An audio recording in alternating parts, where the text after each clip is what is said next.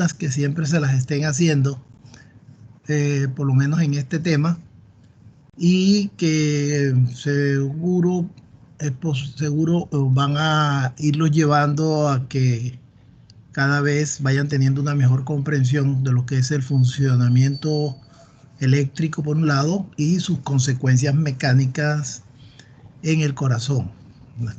Los eventos eléctricos que se van presentando en cada una de las células a lo largo de todo el corazón, dadas sus características propias, sus características intrínsecas, y de cómo esa actividad eléctrica desarrolla en ese corazón una serie de actividades mecánicas que ya han estado ustedes analizando en el ciclo cardíaco y que no son más que la consecuencia de estos eventos eléctricos. Por lo tanto, pues van a estar íntimamente relacionados en causa y consecuencia, que a su vez podrá llegar consecuencias que a su vez pueden llegar a ser causas para otras causas y consecuencias. Ese es el gran grado de interrelación que se tienen en todas estas actividades. Entonces es posible que algunas actividades eléctricas se manifiesten de manera anormal y van a tener consecuencias mecánicas. Es probable en algún momento que algunas de las alteraciones mecánicas que pudieran irse dando por ese funcionamiento y de pronto en condiciones no apropiadas también lleguen a tener eventualidades y alteraciones eléctricas. Son preguntas precisamente para que ustedes para que las tengan presentes y para que cada vez tengan mayor interés en ir conociendo precisamente de qué se trata esta actividad. Así que quiero dejarlos ahí con esa inquietud y solicitarles a quienes están encargados de iniciar,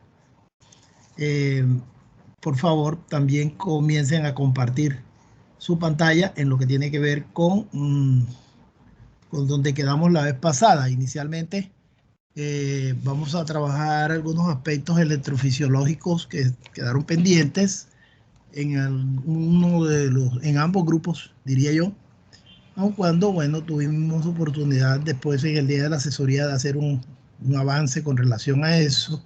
Pues es bueno volver a retomar y encauzar entonces esta comprensión, encauzarla entonces también a su vez a la mejor comprensión de lo que es el estudio electrocardiográfico en el ser humano, el estudio electroencefalográfico de superficie, el llamado el electrocardiograma de 12 derivaciones tomadas desde la superficie corporal. Así que adelante, jóvenes. ¿Quiénes van a ser? Tania, Valeria, Hamilton. Profe, necesito que deje para... Ok, listo.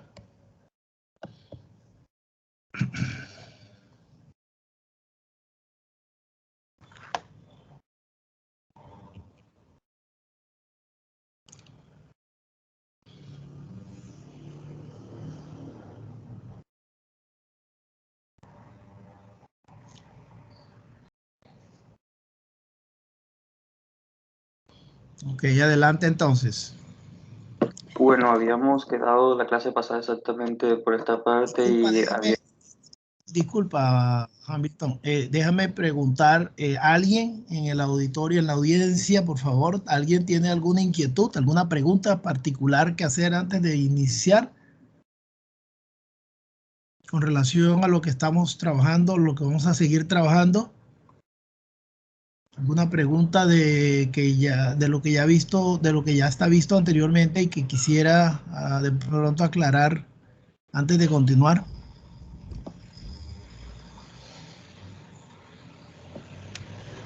A ver, jóvenes, ni una sola pregunta dentro de los 54 que están presentes. Bueno. A ver, nadie contesta, ni sí, ni no, todo bien.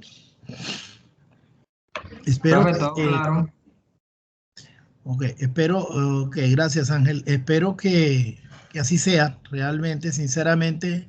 La verdad es que en la medida que seguro que van a ir estudiando, en la medida que vayan estudiando, y espero que ya lo estén haciendo, conozco pues la cantidad de compromisos que tienen especialmente en esta semana, según lo que he logrado según lo que me han informado, pero de todas maneras hay que dedicarle un tantito a no retrasarnos tanto, ¿ok?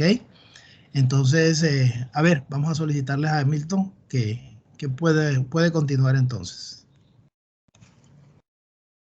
Listo. Bueno, la clase pasada ya habiendo hablado acerca de potenciales de acción, de, de repolarización, despolarización, todos los temas que tratamos la vez pasada, ahora la vamos a aplicar aquí. Bueno, básicamente vamos ahora a introducir ahora lo que son los potenciales de acción en cada una de las células y vamos a tomar en cuenta las células marcapasos y contra una célula contráctil que básicamente va a ser la célula de miocito ventricular. Y vamos a comparar y como sabemos, pues, o sea, vamos a ver que morfológicamente son muy diferentes y esta morfología está determinada por las diferentes corrientes que se generan en este tipo de células. Aquí en la célula del nódulo sinusal, pues vamos a principalmente resaltar su fase 4. ¿Por qué? Pues básicamente en la fase 4 del nódulo sinusal es un potencial de membrana en reposo que es inestable. O sea, ¿qué quiere decir con inestabilidad? O sea, como se ve más o menos en la figura, no se queda en un valor fijo, sino que se va despolarizando lentamente. Recordemos que la despolarización es la capacidad de ir llevando ese potencial cada vez a un valor más positivo, como pueden apreciar. Esa despolarización es muy lenta y pues está dada por corrientes específicas. Entonces, o sea, esa inestabilidad es lo característico de la fase 4 de las células del nódulo sinusal. Y pues está dado por dos corrientes que son corrientes despolarizantes, o sea, que, que tienen que ver con, que tienen que ser de sodio y calcio, que por unos canales específicos que solamente están en las células automáticas y que son básicamente los canales iFunny, significa divertirse, si no estoy mal, y que son los que dejan pasar el sodio al interior de las células y unos canales de calcio tipo T. Entonces, una vez que este valor llega al potencial umbral, se encadena el potencial de acción que hablamos la clase pasada y estoy recordando ahora mismo. Ahora bien, en la fase 4 de despolarización, pues este potencial de acción de las células del nódulo sinusal está dado por la entrada de calcio. La fase 0 de despolarización siempre está dada por los canales de sodio, aunque, o sea, en este caso son pues canales de calcio. Y esto pues hace que la despolarización sea levemente más lenta que en una célula como por ejemplo del músculo esquelético. Y bueno, luego tenemos esta fase 2 que básicamente es el intermediario entre la fase 0 y la fase 3. Y bueno, luego viene, pues, por decir, es una fase 2 corta que básicamente no pasa nada, básicamente marca el cambio entre fase 0 y fase 3. Y luego viene la fase 3 que como todos los potenciales de acción, pues se debe a la salida de potasio al interior de la célula, es decir, una fase de repolarización rápida. Y pues aquí pues hice una diapositiva con un resumen de todo lo que hablé. Podemos decir que el potencial de acción de la célula marcapaso, pues recordemos que la célula marcapaso es menos negativa. Miren, aquí está un menos 60. Es menos negativa que una célula muscular esquelética, por ejemplo. O sea, está alrededor de 60 milivoltios cuando la célula nerviosa o músculo esquelético es alrededor de 90 o 100 alrededor. Y eso favorece pues esa despolarización espontánea y porque, o sea, se ve se va despolarizando y pues esta, al tener valores más positivos, está más cerca del umbral, como se habrán dado cuenta. Y una vez que llega al umbral se va a descargar o se va a generar el potencial de acción, como hemos dicho en las clases pasadas y ahora mismo. Y hay que recordar que la corriente que está involucrada solamente en las células automáticas es la I-Fanning y la de caso transitoria. Y después hay una fase de despolarización que es la fase 0, que también se debe a la entrada de calcio, como dije anteriormente, y por los canales lentos. La fase 2, que básicamente es intermediaria, básicamente entre la fase 0 y la fase 3, y la fase 3, que básicamente es la salida de potasio y el potencial de acción de las células contráctiles, pues, que básicamente, ahora voy a leer ahora mismo, que básicamente recordemos que se ve morfológicamente muy distinto a las células del nódulo sinusal.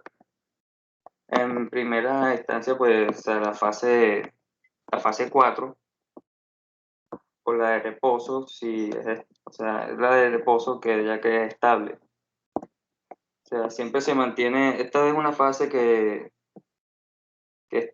comienza por menos 90 milivoltios.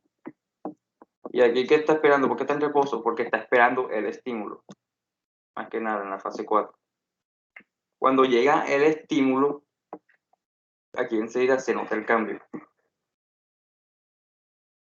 ¿Sí me escuchan? Claro, Javier, no. Sí, sí, se te escucha.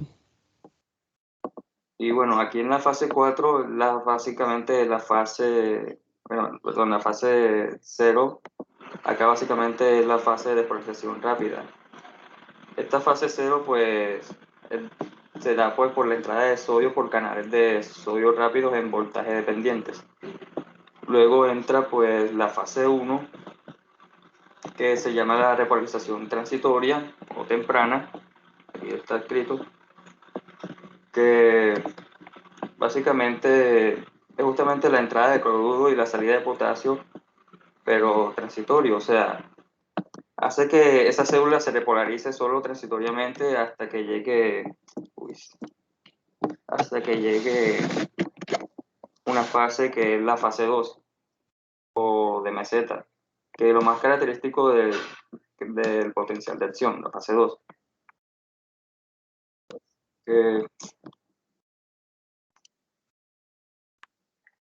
Que básicamente la fase 2, o sea, es como, por así decirlo, esto permite pues el acoplamiento de la excitación eléctrica con la contracción, o sea, este calcio que está entrando a los canales durante la fase 2 es el que va a generar después la salida de calcio por el retículo y va a permitir la contracción. Luego de esta fase 2 se va a generar pues la repolarización final, que definitivamente va a ser la fase 3, que básicamente va a ser la salida de potasio. Ahora la dejo con mi compañera Valeria. Bueno, porfa, comparte la diapositiva. Ok, como ya dijeron anteriormente en la exposición de ciclo cardíaco, la frecuencia cardíaca es la cantidad de veces que el corazón late durante un minuto. Un corazón sano suministra al cuerpo la cantidad propia de sangre a la velocidad adecuada para poder abordar cualquier acción que realice el cuerpo en este momento. Por ejemplo, una persona al estar asustada o sorprendida, esta liberará automáticamente la adrenalina, que sería una hormona que acelera el ritmo cardíaco. Esto preparará al cuerpo para poder usar más oxígeno y energía para poder escapar o enfrentar el peligro potencial. El pulso a menudo también se confunde con la frecuencia cardíaca, pero este se refiere a las veces por minuto que este se expande y se contraen las arterias, en respuesta a esto al bombeo del corazón. La frecuencia del pulso sería exactamente igual al latido del corazón, ya que las contracciones del corazón causan aumentos en la presión arterial, lo que eso vendría provocando un incremento del pulso. Entonces se podría decir que la medición del pulso, por lo tanto, es una medida directa de la frecuencia cardíaca. Entonces, La frecuencia cardíaca normal en reposo. Sobre esta es importante identificar que si su frecuencia cardíaca se encuentra dentro del rango normal, una enfermedad o lesión debilitará el corazón y los órganos no recibirán suficiente sangre para funcionar con normalidad. Esto si no se encuentra en su rango normal. La frecuencia, pasa por favor. La frecuencia normal en reposo para personas mayores de 10 años, incluyendo los adultos mayores, es de entre 60 y 100 pulsaciones por minuto. Y en la siguiente tabla se presentará pues la frecuencia cardíaca normal en reposo a diferentes edades. Pasa, por favor.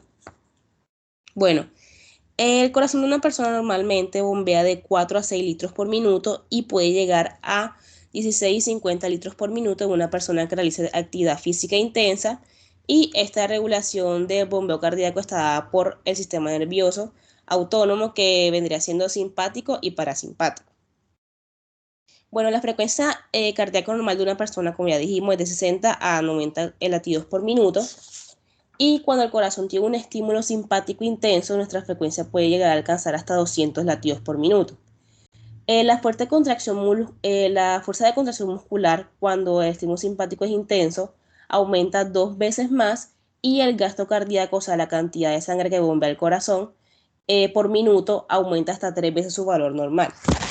Y también vemos que en este hay un aumento de la frecuencia y aumento de la contracción muscular, y eso es porque existe una moderada inervación simpática auricular, pero una elevada inervación simpática ventricular, y esto se debe a que el aumento del estímulo simpático proviene de los ventrículos, y eso provocaría la contracción muscular, que a diferencia del parasimpático, los nervios que se encuentran, los nervios vagos y gástricos, tendrían un muy bajo efecto en la disminución en la fuerza de contracción, porque la inervación en el parasimpático es demasiado mínima en los ventrículos.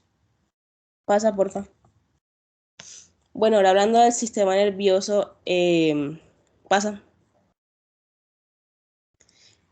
Para el sistema nervioso autónomo parasimpático, como sabemos, ya dije anteriormente que la frecuencia normal es de 60 a 90 latidos por minuto, y cuando nuestro corazón recibe un estímulo parasimpático intenso, nuestra frecuencia cardíaca podría llegar a 0, o sea que el corazón se detendría.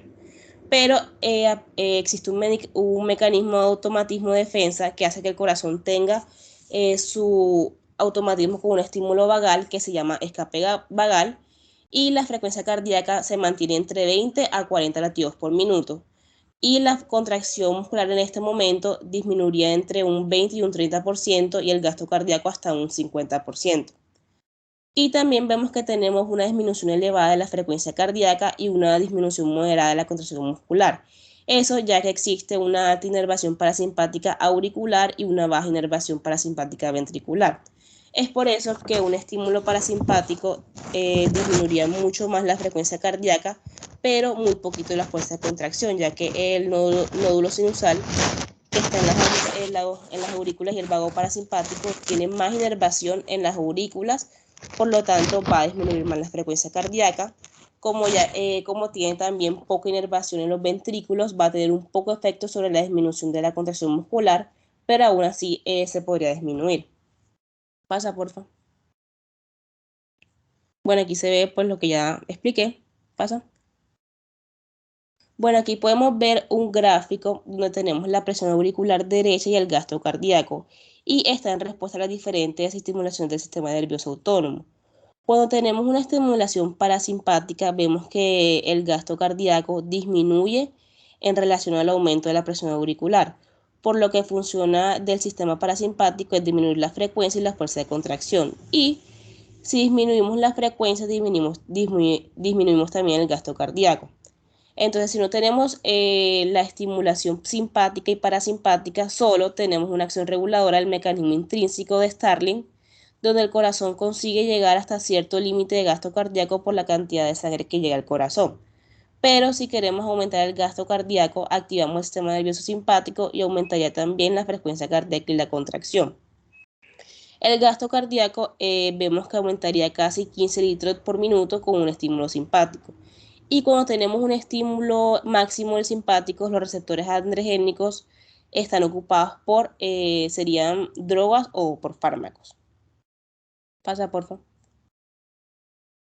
Bueno, ahora asemejando esto a los problemas, a las arritmias cardíacas, se puede decir que estos son problemas de ritmo cardíaco que ocurren cuando...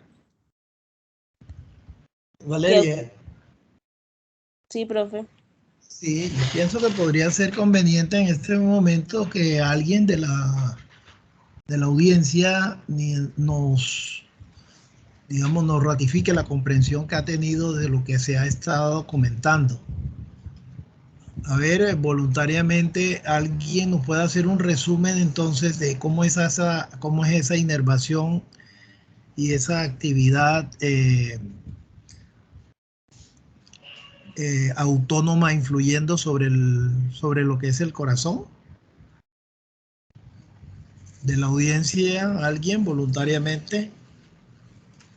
Profe, yo quiero decirlo, lo que hasta ahora ha A ver, explicado la compañera. ¿quién es yo? Jaime de Julián, adelante, Jaime. Sí, profe. Bueno, hasta ahora lo que ella ha dicho habló sobre la frecuencia cardíaca, sobre el pulso cardíaco. Estuvimos diciendo que la frecuencia cardíaca pues va a ser igual al pulso cardíaco, porque pues el pulso cardíaco está dado por la frecuencia. Eso fue lo primero que ella dijo cuando el concepto de frecuencia cardíaca, que obviamente no es lo mismo que pulso cardíaco, la primera aclaración que hizo. Luego se metió con la parte de la inervación simpática y parasimpática, diciendo que una tiene la capacidad de aumentar la frecuencia cardíaca y otra tiene la capacidad de disminuir la frecuencia cardíaca. En este caso, había dicho que la simpática tiene la capacidad de aumentar la frecuencia cardíaca, si mal no estoy. Y la parasimpática tendría la capacidad de disminuirla.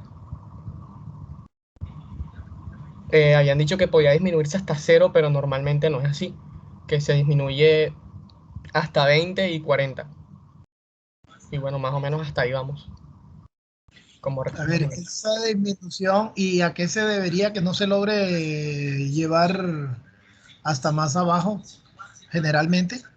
profe, porque, o sea, yo me supongo que pues no se lleva hasta más abajo porque eso llevaría un paro cardíaco. O sea, no, fisiológicamente no creo que sea posible que una persona disminuya más su ritmo cardíaco, su frecuencia cardíaca sin no sufrir daños en el sistema eléctrico del corazón. También No para... solo en el sistema eléctrico, en todo el cuerpo, por supuesto, porque todo el cuerpo se quedaría sin bombeo sanguíneo. Exacto, sí, también. Pero, No habría pero digamos perfusión que en los órganos. correctamente, pero eso, digamos, el sistema o la fisiología no funciona así porque sí. ¿Sí Claro, ves?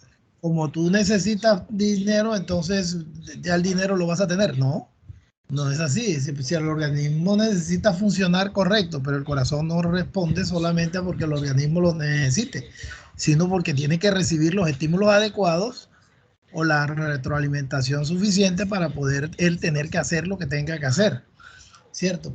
No simplemente porque sí, porque sí. Entonces ahí es donde se acuerdan que el mecanismo del que ella mencionaba un mecanismo que a pesar de que una persona se le está estimulando o a un sujeto se le está estimulando los nervios vagos, es muy probable que que la frecuencia disminuya suficiente y es posible que pueda inclusive llegar al paro, pero por unos segundos. Y de pronto el mismo corazón se escapa de esa estimulación inhibitoria, ¿verdad? De esa estimulación que lo está intentando parar. Y por eso el mecanismo ese que se llama de escape vagal. Escape vagal es que se escapa de la estimulación simpática precisamente por las características intrínsecas que él tiene de poder generar automáticamente su propio impulso. ¿Okay? Entonces, eso es un fenómeno muy interesante. Por supuesto, no quiere decir que no se pueda llegar en algún sujeto, pues simplemente puede ser la estimulación lo suficientemente intensa para que ese corazón, de pronto por alguna otra deficiencia, por una mala condición, pueda que no logre hacer el escape suficiente como para poder sostenerse en vida. Por supuesto, eso va a tener consecuencias. Muy bien. Ok, a ver, alguien, ok, muy bien, Hamilton. Me gustaría escuchar a alguien más en lo que tiene que ver con las características de inervación al corazón. A ver, ¿qué mención, qué importancia, qué relevancia comentaba Hamilton acerca de lo que es de cómo es de Valeria y de cómo es la inervación del sistema nervioso autónomo al corazón? ¿Qué características particulares presenta? A ver, cuéntenme. ¿Quién quiere comentar eso?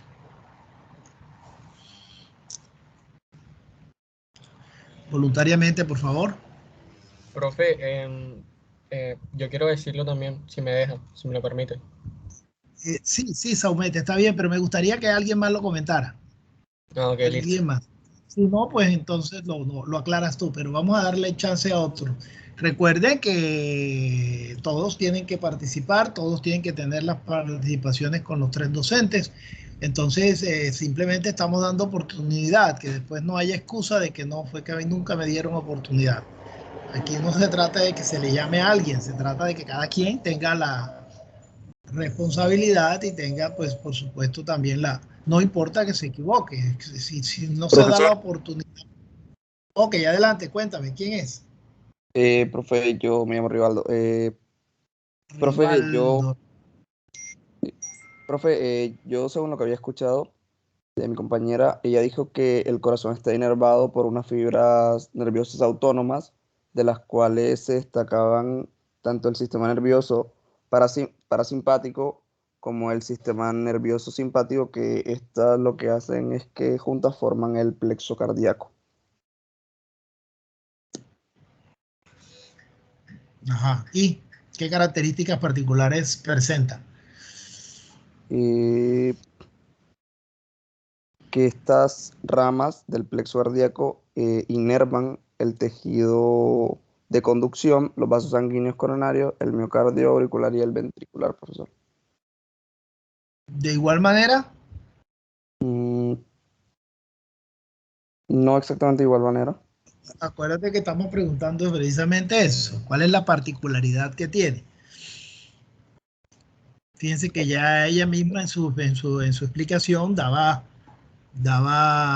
importancia a por qué algunas cosas pueden llegarse a presentar, por qué otras no.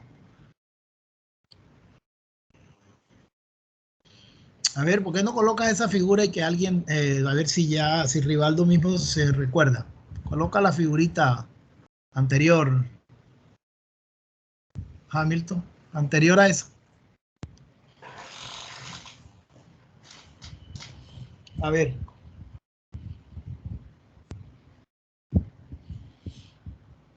Rivaldo, estando ahí ya mostrándote eso, como qué particularidades encuentras tú, que sean de relevancia y que fueron comentadas por parte de Valeria, creo que era la que estaba exponiendo, de Valeria, y que por supuesto tiene todas las consecuencias fisiológicas que conocemos sobre ese corazón.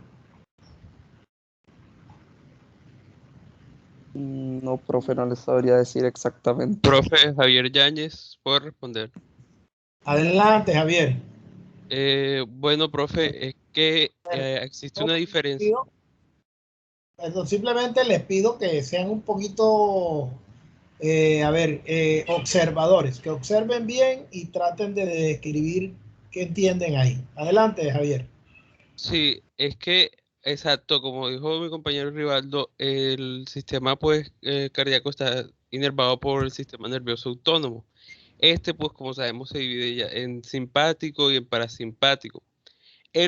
La diferencia ocurre que el sistema nervioso parasimpático disminuye la frecuencia cardíaca, mientras que el sistema nervioso simpático aumenta la frecuencia cardíaca. Con eso, pues lleva a la consecuencia de que cada uno, respectivamente, el sistema simpático, pues aumenta la contracción pues del corazón como tal del músculo, y el parasimpático pues lo disminuye, ya que pues disminuye o sea, como consecuencia de la disminución de la frecuencia cardíaca. Sí, pero ¿qué detalle? ¿Qué detalles? ¿Qué particularidades presenta? Fíjate que le preguntaba yo a Rivaldo que si eso lo hacía por igual. Por igual significa el nivel de No, influencia que se tiene es profe, igual. creo que no, porque el sistema autónomo, el sistema parasimpático, eh, o sea, ustedes ahí como los símbolos de más, bueno, tiene, o sea, tiene más, como por así decirlo, más frecuencia o es más propenso a disminuir la frecuencia cardíaca que el sistema simpático, que, o sea, es menos como, entre comillas, eficaz al aumentar la frecuencia cardíaca. Eso es lo que tiene, a ver, perdóname. Ok, listo. Podemos seguir insistiendo en que es desde el punto de vista funcional. Pero yo quisiera que vieran no solo la característica funcional, sino las características morfoanatómicas de distribución, que es lo que te va a permitir a ti finalmente comprender por qué la diferencia funcional. A eso es a lo que le estoy apuntando, tratando de que sean un poquito más observadores al respecto, porque les va a permitir varios de los aspectos que ya se comentaron y muchos de los aspectos que aún todavía no se han comentado, pero que van a tener como base precisamente esas características tanto en la distribución de la inervación desde el punto de vista funcional, van a tener unas características importantes, van a tener una importante influencia, y ya Valeria lo mencionó. Lo mismo Hamilton también lo mencionó un poquito más, digamos, con menos intensidad, pero Valeria sí hizo bastante mención de eso y Profesor, ¿puedo creo que... hablar? Diga. Y yo creo que lo que usted se refiere, o lo que usted quería que uno respondiera fuera que el hecho de que lo que es el sistema simpático tiene mayor inervación en el corazón que el sistema parasimpático. Creo que eso es lo que usted se refería cuando uno, con la pregunta. Repite que el sistema, Ángel. Hay mayor inervación de los nervios simpáticos en el corazón que los nervios parasimpáticos. No, no exactamente. Préstenle atención a la distribución. Profe, ¿se me escucha? ¿Sí? Profe, yo creo que usted hace referencias a la distribución en cuanto a el sistema parasimpático, que pues en las fibras están más concentradas o pues va a haber mayor inervación en cuanto a las aurículas que en cuanto a los ventrículos. Entonces esto conllevaría a que aumente la frecuencia cardíaca, disminuya, perdón, la frecuencia cardíaca, pero esto no nos va a distribuir, no nos va a llevar como consecuencia que disminuya la contracción, porque no tiene una intervención directa en los ventrículos, porque hay baja inervación en estos. Sí, sí, bastante cercano, correctamente. Miren ustedes, por ejemplo, eh, bueno, vamos a dar una oportunidad más a alguien que lo quiera decir. Eso está bien y creo que estaba bastante cercano. Préstale un poquito más de atención a lo que es la misma figura como tal y a ver si de pronto lo puede redondear más tarde. Mientras tanto, alguien más finalmente quisiera compartirnos su comprensión de lo que se está discutiendo, de lo que se está queriendo aclarar. A ver, hay 50 y tantas personas ahí, 61 personas en este momento. Quisiera saber, a ver, dando oportunidad precisamente. Estamos gastando un tiempo que es valioso, pero que finalmente también debe redundar en beneficio de algo que vamos a necesitar no solo inmediatamente, sino posteriormente también. A ver, ¿alguien más? ¿Alguien más quiere comentar Profe, algo? es que se puede ver que el corazón, más que Bien. todo, pues está, usted puede ver ahí, podemos ver ahí los nervios vagos, que principalmente pues inervan tanto el nodo sinusal como el nodo auriculoventricular. Entonces, por esa razón va a ser como va a tener, por ejemplo, menos latidos por minuto, o sea, va a ser menor la contracción, cosas así. Y el sistema simpático, que son, me imagino, son los que están justamente a los estados del corazón, están inervando, por así decirlo, el resto, o sea, los músculos como tal del corazón, contráctiles, y pues por esa razón aumentan, o sea, tienen más latidos por minuto, hay mayor contracción muscular, em, eso. Ok, Ángel, bueno, ok, Javier. Bueno, sí, eso que estás diciendo es correcto, pero miren ustedes ahí que yo quiero que hagan observación directa sobre ese dibujo. Ese dibujo es muy esquemático, por supuesto, es muy esquemático. Yo diría que bastante simple, ¿verdad? Pero precisamente te está mostrando lo más relevante, lo más relevante. ¿Qué están observando ustedes? Que hay dos vagos, ¿verdad? Un vago derecho y un vago izquierdo. Entonces tú puedes, por ejemplo, indistintamente estimular el vago derecho o el vago izquierdo. La consecuencia sería la misma.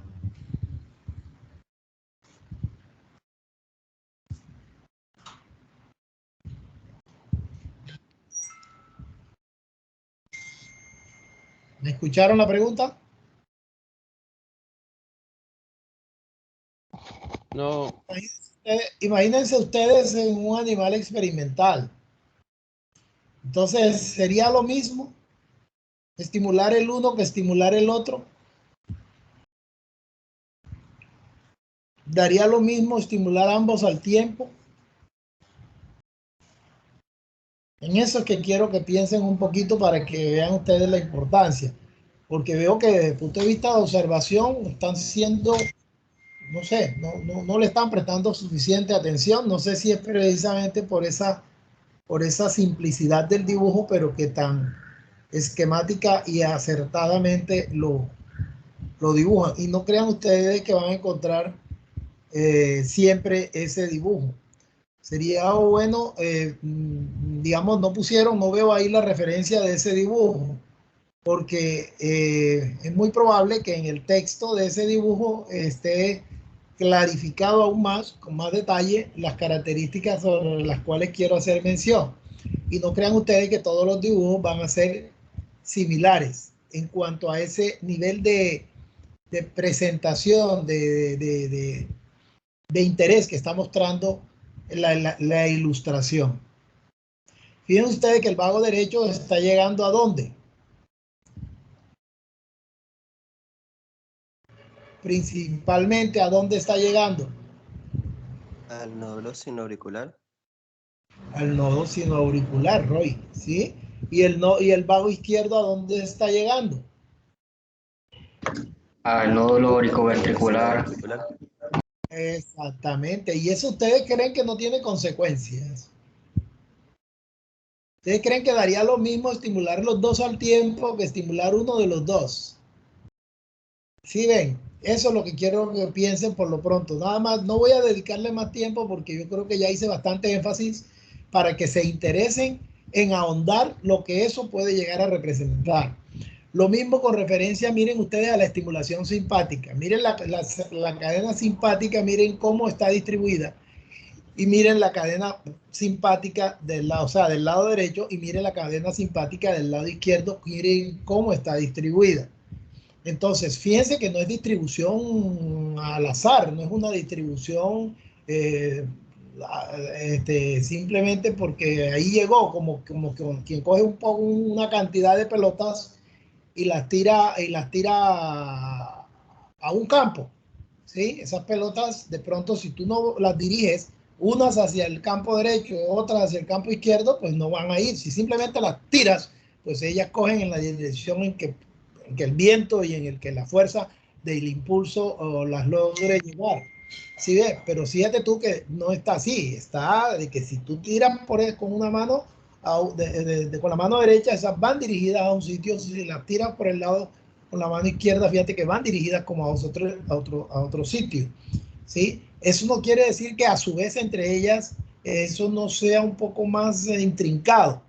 Realmente hasta se pisan la una con la otra, cuando ya vayamos a entender un poquito aún más, realmente hasta se pisan, como quien dice. O sea, el uno está influyendo sobre el otro directamente a través de lo que se llaman, lo vamos a conocer por allá cuando estemos en el sistema nervioso, lo vamos a conocer como que son, por ejemplo, tipos de sinapsis, sinapsis presinápticas, sinapsis en las cuales se puede dar sobre el mismo pie sináptico, puede estar llegando otra inervación diferente y estarla pisoteando, como cuando en el fútbol, ¿verdad? Alguien tira el pie y viene otro y le tranca, y se le opone o le pisa el pie, pudiéndole hacer un gran daño, pero en este caso es a lo que conlleva, es a tratar de parar el impulso con el cual se le va a dar a esa pelota, ¿cierto? Entonces tú estás bloqueando la acción del otro. Entonces eso, dependiendo de en qué momento llega, de cómo llegan, de la intensidad con la cual llegan, pues eso va a tener mayor o menor efecto. Entonces fíjense que es mucho más complejo de lo que estamos viendo ahí, pero es que si no lo entendemos por lo menos así, pues más difícil va a ser después. Simplemente tendremos que conformarnos con seguir diciendo, y eso ustedes lo saben desde hace mucho tiempo, desde las biologías por allá, que la adrenalina y que el sistema simpático te va a acelerar el corazón. Eso no es un concepto que tú te lo estás aprendiendo ahora, eso es un concepto que tú te lo sabes desde hace muchos años. ¿Sí ves? Lo mismo que el parasimpático, que frena el corazón, eso lo sabes desde hace muchos años, pero no es lo mismo que en este momento tengas un poquito más de claridad de cómo lo está haciendo, ¿sí? Y en qué sitios lo está haciendo. Y vamos a seguir comprendiendo más acerca de eso, pero tenemos que llamar la atención ahora, que es lo pertinente, ¿sí? No le prestaron suficiente atención a eso y creo que es el momento de volver a insistir. Préstenle atención para que tengamos mayor comprensión posterior de muchas situaciones de cuando se da la estimulación por parte del sistema nervioso autónomo sobre el corazón. Fíjense ustedes, por ejemplo, la cantidad. Ahí muestra 1, 2, 3, 4 brazos. El otro 1, 2, 3, 4 brazos. Pero miren los 4 brazos del lado derecho a donde llegan. Miren los 4 brazos del lado izquierdo del simpático a donde llegan. Entonces, eso es representativo de lo que está sucediendo en el músculo cardíaco, del por qué el corazón actúa como actúa ante la influencia de estos sistemas. ¿Listo? ¿Quedó claro el mensaje?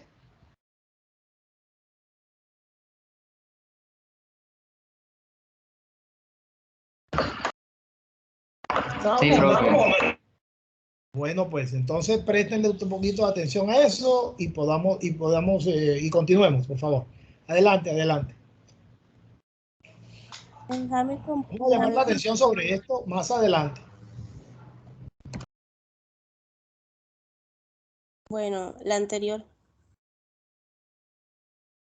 Bueno, antes de comenzar, quiero decirles que ya compartí el pin del Kahoot para que vayan entrando antes de que termine para poder ganar tiempo. Bueno, ahora hablando sobre las arritmias cardíacas, estos ocurren cuando los impulsos eléctricos que coordinan los latidos del corazón no funcionan adecuadamente. Lo que esto vendría siendo que el corazón late demasiado rápido o demasiado lento, y esto se podría decir que late de manera irregular. Bueno, ¿qué se podría decir que es un latido del corazón normal? El corazón, como ya conocemos, está formado por 4 cavidades. 2 cavidades superiores, o sea, las aurículas, y 2 cavidades inferiores, o sea, los ventrículos. El ritmo cardíaco normalmente se controla con un marcapasos natural, que es el nódulo sinusal, que está ubicado en la aurícula derecha. Este nódulo sinusal produce impulsos eléctricos que normalmente inician cada latido del corazón. Estos impulsos hacen que los músculos de las aurículas se contraigan y bombeen más sangre a los ventrículos. Estos impulsos eléctricos entonces llegan a un grupo de células llamados nódulos auroventricular, y estos ralentizan la señal eléctrica antes de enviar a los ventrículos. Este ligero retraso permitiría que los ventrículos se llenen de sangre, y cuando los impulsos eléctricos llegan a los músculos de los ventrículos, estos se contraen, lo que hace que bombeen sangre a los pulmones o al resto del cuerpo. En un corazón sano, este proceso generalmente se lleva a cabo sin problemas, lo que resulta en una frecuencia cardíaca en reposo normal, que sería de 60 a 90 latidos por minuto. Pasa, porfa. Bueno, los médicos normalmente clasifican las arritmias no solo por su origen, o sea, de las aurículas o los ventrículos, sino también por la velocidad de la frecuencia cardíaca que causan. Entonces existen dos tipos de arritmias, que son la taquicardia y la bradicardia. La taquicardia se refiere a un latido cardíaco rápido, o sea, una frecuencia cardíaca en reposo que sería mayor a 100 latidos por minuto. Y la bradicardia se refiere a un latido cardíaco lento, o sea, una frecuencia cardíaca en reposo de unos menos de 60 latidos por minuto. Entonces, se podría decir que no todas las taquicardias o bradicardias significan que tengo una enfermedad cardíaca. Por ejemplo, durante el ejercicio es normal tener un latido cardíaco rápido a medida que el corazón se acelera para poder proporcionar sangre que más rica en oxígeno. Entonces, durante el sueño o en momentos de relajación profunda, no es inusual que el latido del corazón sea más lento. Sin embargo, pues se puede presentar disminución de la frecuencia cardíaca, pero no de manera exagerada. Bueno, entonces ahora hablando sobre los tipos de taquicardia, o sea, se pueden originar de dos maneras, de manera auricular y de manera ventricular. Entonces, se puede hablar de la parte de fibrilación auricular, de donde una frecuencia cardíaca rápida causada por impulsos eléctricos caóticos en las aurículas. Estas señales producirían contracciones rápidas, descoordinadas y débiles en las aurículas. Entonces, estas señales eléctricas caóticas bombardean al nódulo auroventricular, lo que generalmente ocasionaría un ritmo rápido o irregular en los ventrículos. Entonces, esta fibrilación auricular puede ser temporal, pero en algunos episodios no terminan a menos que sean tratados. Y esta está asociada con complicaciones graves como el accidente cerebrovascular. Ahora, en la parte ventricular de la taquicardia, esta es una frecuencia cardíaca rápida y regular que se origina con señales eléctricas normales en los ventrículos. Entonces, la frecuencia cardíaca rápida no permite que los ventrículos se llenen y se contraigan eficazmente para bombear suficientemente sangre al cuerpo. Y esta taquicardia ventricular podría no causar problemas graves si tienes un corazón sano, pero puede ser una emergencia médica si se requiere tratamiento médico inmediato, si tienes una enfermedad cardíaca o también se produce o también si tienes un corazón muy débil. Ahora hablando sobre la bradicardia, que son los latidos cardíacos muy lentos, aunque una frecuencia cardíaca por debajo de 60 latidos por minuto puede presentarse mientras estás en reposo o durmiendo, como ya dije anteriormente. Si está baja en reposo, no siempre indica un problema. Si está físicamente en forma, se puede tener un corazón eficazmente capaz de bombear un suministro adecuado de sangre menos con 60 latidos por minuto. O sea que la bradicardia en sí no quiere decir que te presentes un problema a nivel cardíaco. Entonces, bueno, como ya les dije anteriormente, pues ya vamos a poner el Kahoot. Ya se los comparto. Permíteme un segundito, Valeria. Sí, bueno, pusiste, es una muy buena introducción a lo que vamos a trabajar más adelante con relación a esas arritmias. Hay varios otros tipos de arritmias, como dices tú, hay varios tipos de clasificación. Esa es una de las tantas. Muy bien, pero sí quisiera llamar la atención sobre algo que mencionaste. Dijiste tú, en un corazón sano, la fibrilación ventricular. Hiciste un comentario que de pronto, o sea, hay que prestarle atención. Bueno, un corazón sano no tiene por qué hacer fibrilación, ¿sí? Nunca. No tiene por qué hacer fibrilación ventricular. Y auricular tampoco debería hacerla, ¿sí?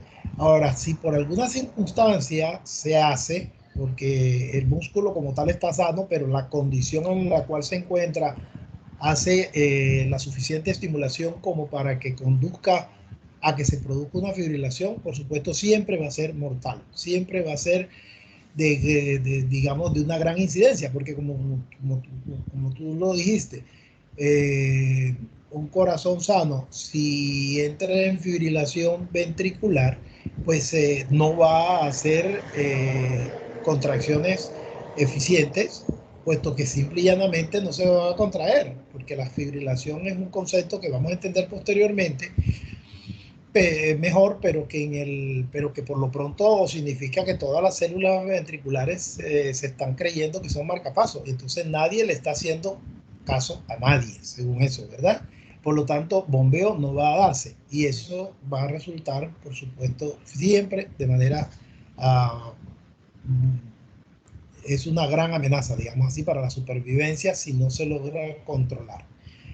Y si el corazón está en condiciones de anormalidad, es decir, en condición ya es un corazón enfermo, ya es un músculo enfermo y entra en fibrilación por las mismas circunstancias de su enfermedad o por la condición en la cual se le coloca, pues entonces ahí sí que peor, ¿cierto? Ahí sí que todavía va a ser más serio, más grave y es posible que no pueda llegarse a sacar de ese estado. ¿Sí ven? Entonces por eso es que ustedes van a entender posteriormente muchas otras cosas al respecto, por supuesto.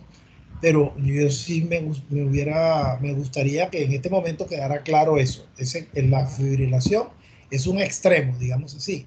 Ese es ya una de las condiciones más serias en las cuales el corazón puede llegar a tener. Y va a ser mortal si no se controla inmediatamente.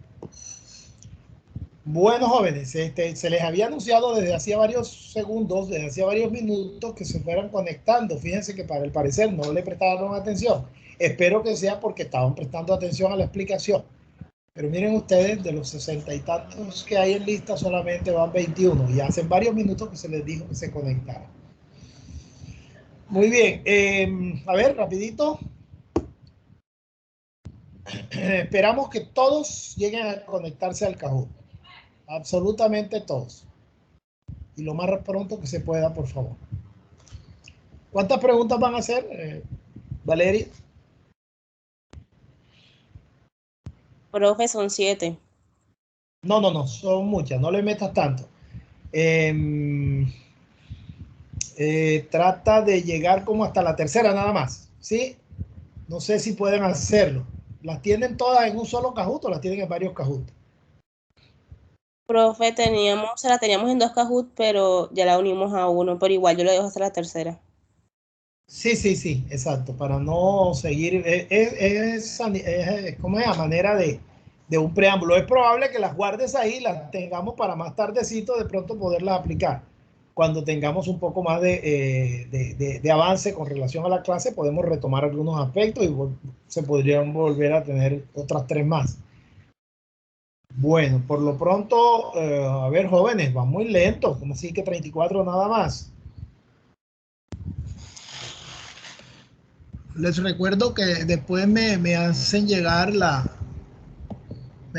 el listado de los que logran entrar a conectarse al Kahoot. No solo voy a conformarme con la lista de asistencia, que voy a descargarla en este momento, la lista de asistencia, mientras tanto y aprovechando, sino que también vamos a confrontar la lista de los participantes en este Kahoot. Bien, una vez que llegue a 45 lo echa Sander, los demás los dejamos sin participación.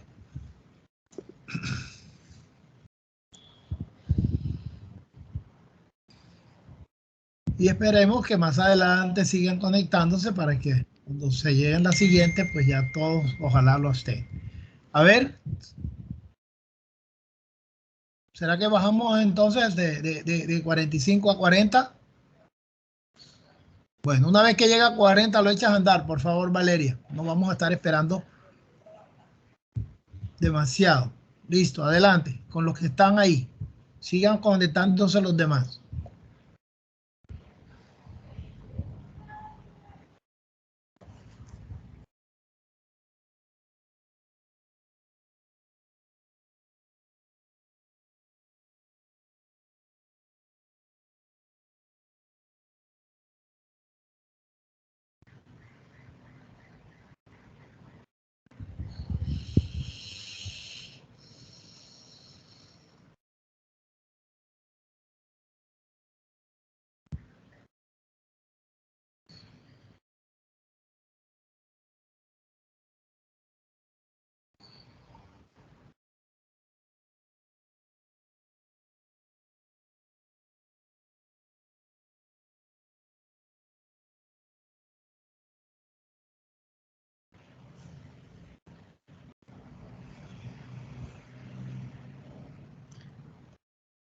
Ojo con el podio hasta la tercera, ayer.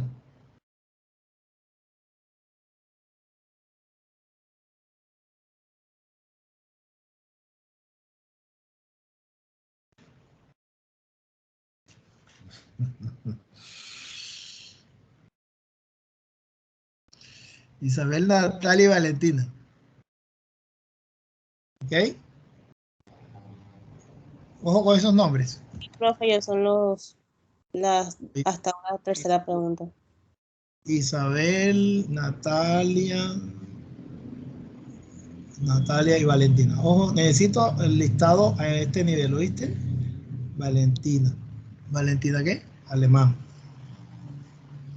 Profe, Natalia. es Isabela, no sé por qué se escribió así. Isabela Rodríguez. Ah, Isabela Rodríguez. Ok.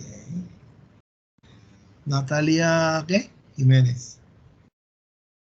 Bueno, pues. Muy bien. Ese es el podio 1.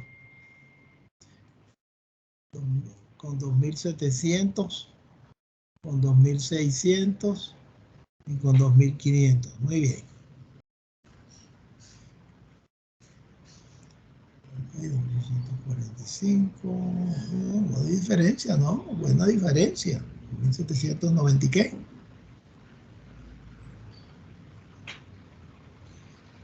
2.790 y algo. No alcanzo a ver el último número. Ok, adelante entonces, pues. Muy bien. Preguntas bastante sencillas. Mejor dicho, eso era para que hubieran bateado de jonrón. Teniendo puntajes llegando a los 4.000 de una. Bueno. Profe, ya paró. Ok. Sí, ya déjalo así y dejemos y sigamos entonces. ¿Ustedes van a continuar? ¿Tienen algo más que decirnos al respecto? No, profe, ya terminamos. Ok, entonces, a ver, muy bien.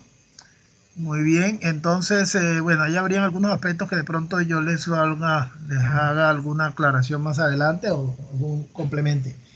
Espero que no se me pase, pero vamos a ir dando inicio exacto con el otro grupo de expositores. Profe, igual, no creo que alcancemos a terminar hoy, nos toca. Por supuesto, sí, no hay problema. María Victoria, Adriana Campos y Natalia Jiménez. Bueno, Ok. pues, a ver, aquí, si mal no recuerdo, muéstranos el contenido un momentito, Natalia, recuérdamelo. ¿Qué es? Historia, van a entrar directamente con lo de, ok, listo. Permítame un segundito entonces, déjame, me gasto aunque sea un minutico ahí, déjalo ahí y voy a entrar a compartirles lo siguiente. Listo, profe. Vamos a decir, lo encuentro por aquí. Okay. Porque veo que si estoy recordando esa parte ustedes no la trabajaron. Vamos a hacerlo aquí. ¿Qué están viendo? ¿Qué se les está compartiendo? Como el potencial de video. acción con el corazón. Parece un video, ¿no? Parece un video, sí. Ok, parece un video, listo. Entonces, miren, presten atención a eso. ¿Qué hemos estado hablando? Hemos estado hablando de que entonces la actividad eléctrica en el corazón se debe iniciar en el nodo sinusal, o sea, en el nodo sinoauricular, y que de ahí va pasando a todos los demás, a todo el sistema de conducción para finalmente terminar en el músculo ventricular.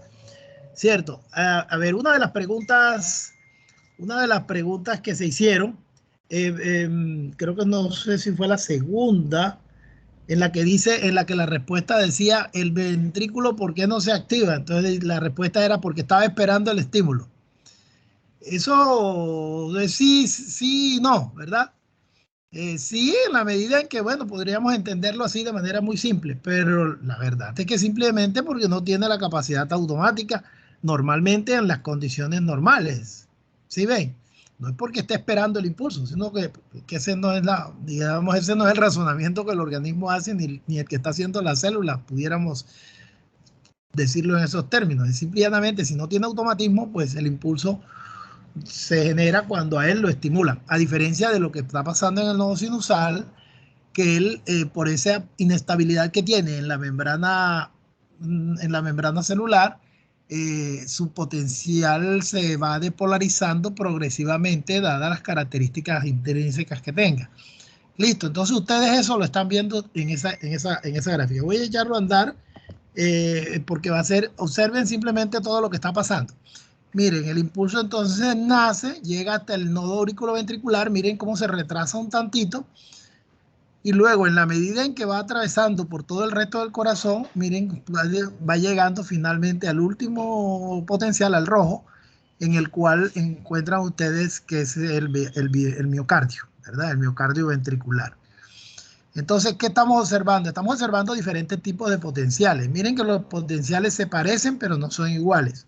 Vimos los dos extremos. Vimos el potencial del nodo marcapaso, o sea, del nodo sinusal, y vimos el potencial de Purkinje y el potencial ventricular, que se parecen mucho, y ustedes lo están observando ahí. Sí. Entonces, miren esas diferencias. Esas diferencias hay que considerarlas, y es lo que finalmente en cada una de las células se va presentando. Cada célula, la célula sinusal, la célula del muscular auricular, la célula que se vería el azul, en el orden en que se mencionan ahí, las células del nodo auriculoventricular. Fíjense ustedes que también tiene automaticidad, pero tiene una automaticidad menor que la que tiene el nodo sinusal, ¿verdad? Por eso el nodo sinusal va a poder disparar más prontamente, es decir, lo hace a una frecuencia mayor, mientras que el nodo auriculoventricular tendría que hacerlo a una frecuencia menor. Por eso es que el que le gana es el nodo sinusal, porque él dispara primero, y por el sistema de conducción que tiene todo el corazón, el sistema de conducción, o sea, de conductividad, diríamos así, que tiene el corazón, la propiedad esa de conducción, en donde de célula a célula se puede ir pasando el potencial, pues hace que la que dispare primero, hace que todas las demás disparen a continuación. Esa es la gran diferencia, y es lo que permite, por eso de pronto una de las expresiones, está esperando que le llegue el impulso. Sí, como quien dice, eso sería lo que está haciendo el nodo, como ven ustedes, el músculo ventricular, el rojo, el potencial, está estable completamente. Lo mismo el músculo auricular, está estable completamente. Entonces eso, pues sí, estaría esperando que le llegue, pero no es necesariamente la razón fisiológica o electrofisiológica, es la estabilidad precisamente de esa membrana, de tal manera que para que ella se active, tendrían que colocarla en unas condiciones que haga que se vuelva inestable, ¿sí? Porque ella podría volverse inestable si las condiciones se presentan. Entonces ven ustedes que quería mostrarles, vamos a echarse a andar otra vez, y miren el orden, miren los tiempos, miren que los tiempos también, por supuesto, eso ahí está relativamente lento, de tal manera que eso se va a dar a una determinada frecuencia. En la medida en que ese ciclo demore un poquito más, pues la frecuencia será menor, y en la medida en que el ciclo del nodo sinusal se haga más corto, pues la frecuencia también va a poder aumentar. Es decir, esta pendiente, si esta pendiente se empina más, pues entonces va a hacer que el potencial dispare antes, ¿verdad? Pero si esta pendiente se empina menos, es decir, se acuesta un poquito más esta pendiente, entonces la frecuencia será más lenta, ¿sí? Entonces, esto también, vamos a ver si podemos quitar esto de aquí. Esto también quiero que vean ustedes al final que tenemos el registro electrocardiográfico, que es el que vamos a empezar a estudiar inmediatamente. Entonces, yo creo que podemos más tardecito, vamos a volver a revisar este videito para efecto de poder hacer un poquito más de otras menciones. Pero miren ustedes acá los diferentes colores que se van mostrando en el registro del electrocardiograma. Y precisamente eso es lo que está queriendo significar. Entonces, miren ustedes, por ejemplo, en este momento la aurícula es la que se está despolarizando. Por lo tanto, esto representa la despolarización auricular, y así sucesivamente para los demás, ¿verdad? Entonces, es simple y llanamente, quería mostrarles para que entendiéramos para el por qué necesitábamos tener claridad en todo esto, para luego poder comprender también el registro sobre el cual vamos a trabajar ahora. Hago énfasis en que estos registros que tenemos acá en la parte superior, los potenciales de acción de cada una de las diferentes células, son esos registros celulares, registros intracelulares, en el cual se está comparando el interior de la membrana desde el punto de vista eléctrico con el exterior de la membrana, con el exterior de la célula. Y el potencial que resulta es esta, morfológicamente hablando. Muy diferente del registro que estamos viendo abajo, que es el registro electrocardiográfico, que es un registro tomado desde electrodos que están en la superficie del cuerpo, sobre la piel, ¿sí? Lo que se llama electrodos o electrocardiografía de superficie. De tal manera, entonces, que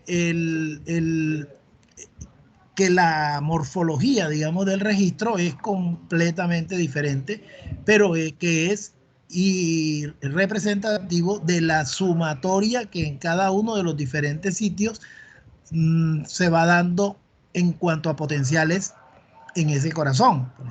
Fíjense ustedes cómo esa gráfica, el rojo, lo que se llama el QRS, es simplemente representativo de toda la fase de despolarización de lo que es, o sea, de la fase 0 de las células del músculo ventricular. O sea, la sumatoria de todas esas células da como resultado esta morfología del registro, el QRS.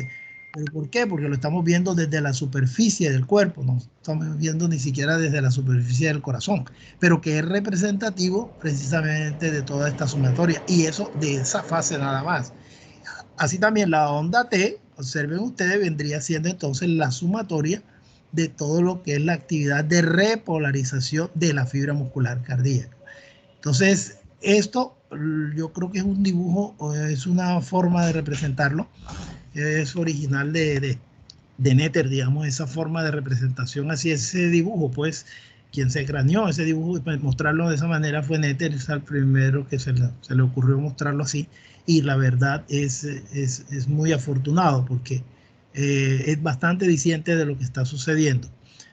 Hay muchos otros dibujos, hay muchas otras animaciones con este tipo de esquema, y en el cual alcanzan a ver ustedes también cómo de manera inclusive un poco más diferencial se alcanza a ver en la contracción, el llenado en cada una de las fases y demás. Yo pienso que en el transcurso del curso vamos a ir viendo diferentes dibujos de este mismo esquema, en el cual unos pues son más, digamos, pueden ser de más detalles que otros. ¿Quedó claro eso, jóvenes? ¿Quedó claro? Sí, profe. Ok, listo. Bueno, entonces es simplemente una manera introductoria de a lo que vamos ahora. Ok, adelante pues.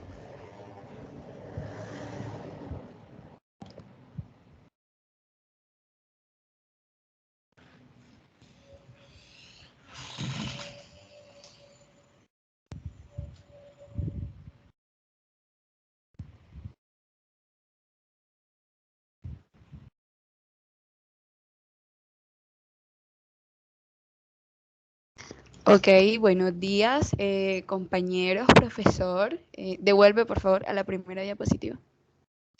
Mi nombre es Adriana Campo, mi grupo está conformado por María Victoria Marís y Natalia Jiménez, y en el día de hoy les traemos el tema de electrocardiografía.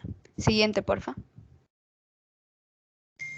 Bueno, aquí observamos nuestra tabla de contenidos. A lo largo de nuestra exposición abordaremos temas como las generalidades de la electrocardiografía, todo lo que tiene que ver con registro, el electrocardiógrafo, los electrodos, el papel de registro, la calibración del equipo. Como tercer ítem tenemos el abordaje del paciente, la preparación previa que tiene que tener un paciente antes de realizarse un electrocardiograma, el procedimiento que se realiza para realizarlo. Como cuarto ítem tenemos lo que es derivaciones, los tipos de derivaciones y el triángulo de Einthoven. Y por último ítem tenemos lo referente a ondas y los valores normales. Siguiente, porfa. Bueno, iniciando con generalidades, ahora los dejo con mi compañera María Victoria Marís. Buenos días. Para dar comienzo a la exposición, primeramente estaremos mencionando el concepto de haciéndonos la pregunta, ¿qué es un electrocardiograma? Bueno, esta es la representación gráfica de la actividad eléctrica del corazón en función del tiempo. Quiere decir que vamos a ver gráficamente cuándo la onda de electricidad va a pasar por las fibras auriculares, ventriculares y en qué tiempo se produce esta actividad eléctrica.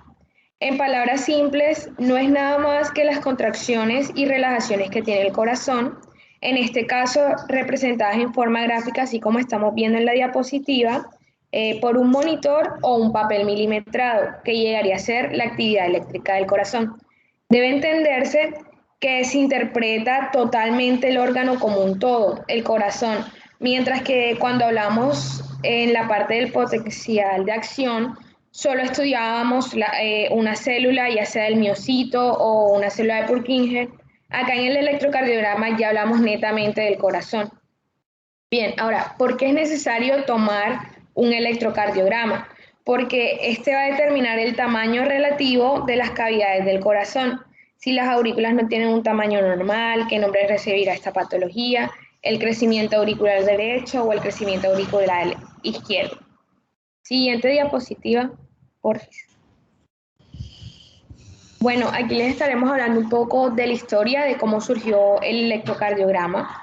Principalmente se le atribuye al fisiólogo inglés August Waller la publicación en 1888 del primer electrocardiograma humano. Pero esto es una opinión generalizada, ya que en la electrocardiografía moderna nace con el fisiólogo holandés Willem Einthoven. Willem Einthoven fue el primero en usar el término electrocardiograma en un artículo sobre los nuevos métodos de investigación clínica. A continuación, les estaré mostrando un breve resumen de cómo llegamos a tener el electrocardiograma que tenemos hoy en día. Comenzamos con en 1842, el físico italiano Carlo Matteucci muestra cómo la corriente eléctrica acompaña cada latido cardíaco. Posteriormente, un año después, el fisiólogo alemán Emil Dewar-Reimann describe un potencial de acción acompañado a cada contracción muscular y confirma el descubrimiento que tuvo Matteucci, pero este lo hace en ranas.